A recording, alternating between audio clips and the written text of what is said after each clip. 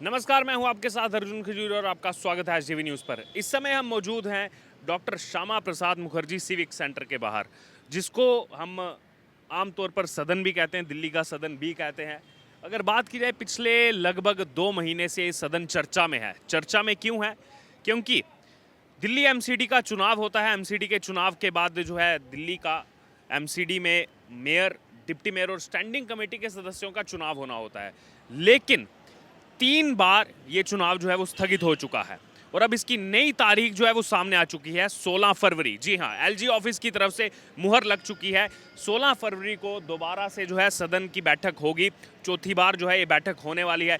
लेकिन अभी भी दिल्ली वासियों के मन में सवाल वही कि 16 फरवरी की तारीख का ऐलान तो कर दिया गया है, लेकिन क्या दिल्ली एमसीडी को 16 फरवरी के दिन अपना मेयर, डिप्टी मेयर और स्टैंडिंग कमेटी के सदस्य मिलेंगे या नहीं मिलेंगे? ये हमने पिछली बार भी कहा था जब 6 फरवरी की तारीख सामने आई थी कि ज़रूरी नहीं है 6 फरवरी को दिल्ली को अपना मेयर मिले, और वैसा ही कुछ अब अनुमान लगाया जा रहा है।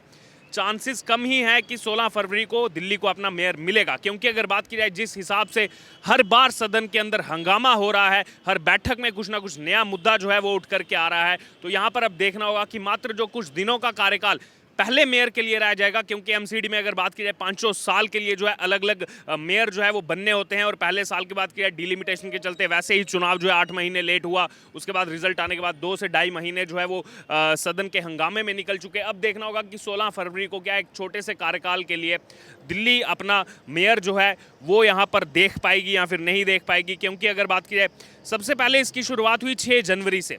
6 जनवरी को सबसे पहली बार जो है सदन की बैठक बुलाई जाती है। उसमें सबसे पहले पार्षदों की शपथ जो है वहां पर होनी चाहिए, लेकिन शपथ भी जो है वो नहीं होने दी गई। यहाँ पर आम आदमी पार्टी के जो वहाँ पर विधायक मौजूद थे उन्होंने उकसाया अपने पार्षदों को कि इस जो है सदन को नहीं चलने दिया जाए। वहाँ पर पीठासीन अधिकारी की टेबल तक पहुँच करके जो है फाइलों को वहाँ पर उठाया गया, उछाला गया। उसके बाद 6 फरवरी को जो है वो सदन को स्थगित करना पड़ा। उसके बाद दोबारा से जो है ये चर्चा में आता कि आखिरकार अब कब चुनाव होंगे। आम आदमी पार्टी कि जो दिल्ली सरकार है वो एलजी को जो है वो कुछ प्रस्ताव भेजते हैं, कुछ नाम जो है वो दिए जाते हैं।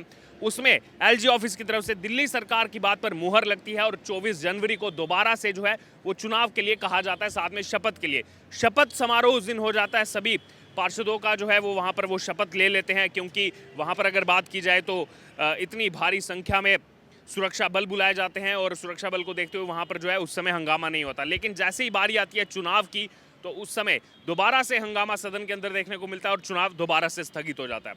उसके बाद दोबारा से दिल्ली सरकार जो है, आम आदमी पार्टी जो है वो फिर से प्रस्ताव भेजती है एलजी के पास तारीखों का। उस तारीख पर दोबारा से एलजी जो है मुहर लगाते हैं और 6 फरवरी को दोबारा से यहाँ पर जो है चुनाव करवाने के लिए जो है सबको बुलाया जाता है। लेकिन इसी बीच उस दिन एक और खबर सामने आती है। दिल्ली में आम आदमी पार्टी के अलावा जो भारतीय जनता पार्टी के पार्षद जो दूसरे नंबर पर चुन करके आए हैं, उनकी तरफ से ऑब्जेक्शन किया जाता है। यहाँ पर 2 विधायकों का, आम आदमी पार्टी के 2 विधायकों का जो उस वोटिंग में हिस्सा लेने वाले थे, अखिलेश पति त्रिपाठी और संजीव झा, ऐसे 2 विधायक जिनको कोर्ट की तरफ से दोषी करार दिया गया है, जिसको मनीष सिसोदिया जो केस बताते हैं, लेकिन दूसरी तरफ सच्चाई ये है कि उनको दोषी करार दिया जा चुका है, वो भी दंगा जो है भड़काने के आरोप में। बुराड़ी पुलिस स्टेशन में हिंसा फैलाने के आरोप में उनको जो है दोषी करार दिया जाने के बाद अगर बात की जाए अखिलेश पति त्रिपाठी को 6 महीने और 10,000 रुपए का वहां पर जो है जुर्माना लगता है। 6 महीने की सजा होती है, साथ में संजीव झा को 3 महीने की सजा होती है और 10,000 रुपया जो है जुर्माना के तौर पर उनको भरना पड़ता है। लेकिन यहां पर वो वोटिंग के लिए आते हैं, जो है जमानत पर इस समय बाहर चल रहे हैं, उसको लेकर के ऑब्जेक्शन सदन में उठाया जाता है कि आखिरकार ये दोनों कैसे चुनावी प्रक्रिया का हिस्सा हो सकते हैं जब ये दोनों दोषी करार दिए जा चुके हैं, वो भी एक इतने संगीन मामले में। पुलिस स्टेशन में हमला करने के आरोपी ये दोनों विधायक हैं आम आदमी पार्टी के। उसके बाद सदन में फिर से हंगामा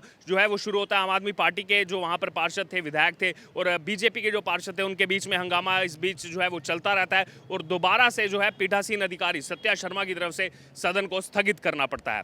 अब अगर बात की जाए पिछले कुछ दिनों से बड़ा सवाल दिल्ली की जनता के मन में था कि क्या हमें मेयर देखने को मिलेगा, नहीं मिलेगा। जो पहले साल के लिए महिला के रूप में आरक्षित है, आम आदमी पार्टी की तरफ से शैली ओबराय यहाँ पर सदस्य हैं। दूसरी तरफ भारतीय जनता पार्टी की तरफ से अगर बात की जाए तो रेखा गुप्ता मैदान में है। और इसी बीच आम आदमी पार्टी जो पहले सुप्रीम कोर्ट में गई थी, सुप्रीम कोर्ट से वापस लिया उन्होंने केस 6 फरवरी को जब चुनाव था। दोबारा से आम आदमी पार्टी जो है इस मामले को लेकर के सुप्रीम कोर्ट में गई और उन्होंने कहा कि पीठासीन अधिकारी को जो है वो हटा दिया जाए, यहाँ पर जो है 1 हफ्ते के अंदर बैठक बुलाई जाए, जब तक मेयर नहीं मिलता तब तक जो है बैठक चलती रहे, और मेयर जो चुना जाएगा उसको यहाँ पर जो है जो अगले चुनाव है, चाहे फिर वो डिप्टी मेयर का हो या फिर स्टैंडिंग कमेटी के सदस्यों का चुनाव हो, उसकी अध्यक्षता मेयर को दी जाए। इस मांगों को लेकर के जो है सुप्रीम कोर्ट में गई है आम आदमी पार्टी, जिस पर जो सुनवाई है वो अब कल यानी कि 13 फरवरी को होने वाली है और उसके 3 दिन बाद ही 16 फरवरी को यहाँ पर चुनाव होना है। लेकिन अभी भी सवाल यही किया दोबारा से इन दोनों विधायकों को, जिनको जो है मनोनीत किया गया था खुद दिल्ली विधानसभा के जो स्पीकर हैं उनकी तरफ से वोट देने के लिए, क्योंकि जो 250 पार्षद चुन करके आए हैं उनके अलावा वोटिंग में जिनका नाम सामने आ रहा था उसमें 14 विधायक, जो 70 में से 5 जो है उसका अगर गुना भाग आप करेंगे तो 14 विधायकों को मनोनीत किया गया स्पीकर की तरफ से, जिसमें 13 जो हैं वो आम आदमी पार्टी से विधायक हैं, 1 भारतीय जनता पार्टी से विधायक हैं। उसके अलावा अगर बात की जाए तो यहाँ पर जो 7 लोकसभा सांसद हैं दिल्ली के, वो वोटिंग प्रक्रिया का हिस्सा हैं, 3 राज्यसभा सांसद वोटिंग प्रक्रिया का हिस्सा हैं, जो तीनों आम आदमी पार्टी से आते हैं। और इसी बीच अगर बात की जाए तो जो पिछली बार ये बैठक हुई थी 6 फरवरी को, उसमें ये सामने आया था, जो पीठासीन अधिकारी सत्या शर्मा की तरफ से उसमें डॉक्यूमेंट्स दिखाए गए थे, हाई कोर्ट का उसमें जो है स्टेटमेंट था कि जो यहाँ पर मनोनीत किए गए हैं, पार्षद मनोनीत किए गए हैं, एल्डरमैन 10 एल्डरमैन, उनको भी वोटिंग में जो है हिस्सा लेने के लिए कहा गया था, जिसको ऑब्जेक्शन आम आदमी पार्टी ने यहाँ पर उठाया था। और आम आदमी पार्टी उसी चीज़ को लेकर के अभी सुप्रीम कोर्ट में गई है, 13 तारीख को उसकी जो है सुनवाई होनी है।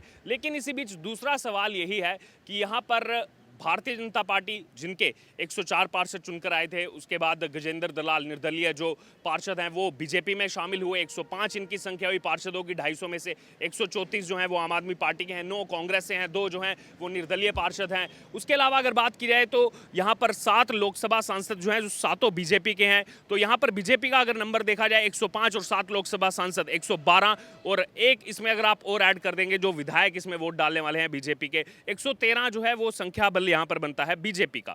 जबकि जो कुल वोट डलने हैं वो 274 वोट हैं, यानी कि 138 का जादुई आंकड़ा जिसके पास होगा वो यहाँ पर अपना मेयर और डिप्टी मेयर बना लेगा, क्योंकि उसमें जो है बैलेट सीक्रेट बैलेट के जरिए वोटिंग होनी है। वहीं आम आदमी पार्टी की अगर बात करें, 134 पार्षद चुन करके आए, 13 उनके विधायक जो है वो इसमें वोट डालने वाले हैं, बीजेपी का 1, 13 आम आदमी पार्टी के 147, 3 राज्यसभा सांसद जो है वोट डालने वाले हैं। तो कुल मिलाकर उनका आंकड़ा जो है वो 150 का यहाँ पर बनता है। उसके बावजूद अगर बात की जाए तो क्यों यहाँ पर जो है वो चुनाव को नहीं होने दिया जा रहा, हंगामा यहाँ पर लगातार चल रहा है, क्योंकि यहाँ पर लड़ाई मेयर डिप्टी मेयर की नहीं है। बीजेपी भी जानती है उनके पास वो संख्या बल नहीं है।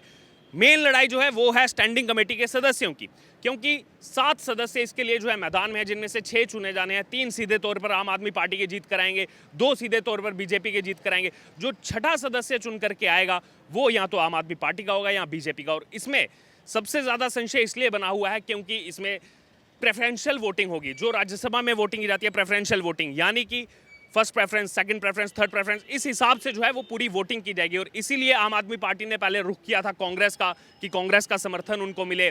फिर जब कांग्रेस ने उनका साथ नहीं दिया, कांग्रेस का पहले दिन से एक ही स्टैंड है कि हम जो है इस वोटिंग में हिस्सा नहीं लेंगे, हमें जो है दिल्ली की जनता ने दूर रखा है एमसीडी, इसीलिए हम जो है वोटिंग में आएंगे ही नहीं, ना हम बीजेपी को वोट देंगे ना हम आम आदमी पार्टी को वोट देंगे। तो यहाँ पर कांग्रेस का स्टैंड पहले दिन से क्लियर है। लेकिन इसी बीच अगर बात की जाए तो आम आदमी पार्टी ने कांग्रेस का भी समर्थन लेने की कोशिश की। जब कांग्रेस ने साथ नहीं दिया आम आदमी पार्टी का, तो यहाँ पर सवाल उठाया आम आदमी पार्टी ने कि कांग्रेस जो है बीजेपी की बी टीम बन चुकी है, यानी कि अगर कांग्रेस आम आदमी पार्टी के साथ जाएगी तो एक मजबूत विपक्ष के नाते ये दोनों दिखेंगे। लेकिन वहीं दूसरी तरफ अगर बात की जाए, अगर वो बीजेपी के साथ जो है जाने की बात करेंगे तो वहां पर वो बीजेपी की बी टीम हो जाएगी, जब कांग्रेस उनके साथ नहीं जाएगी।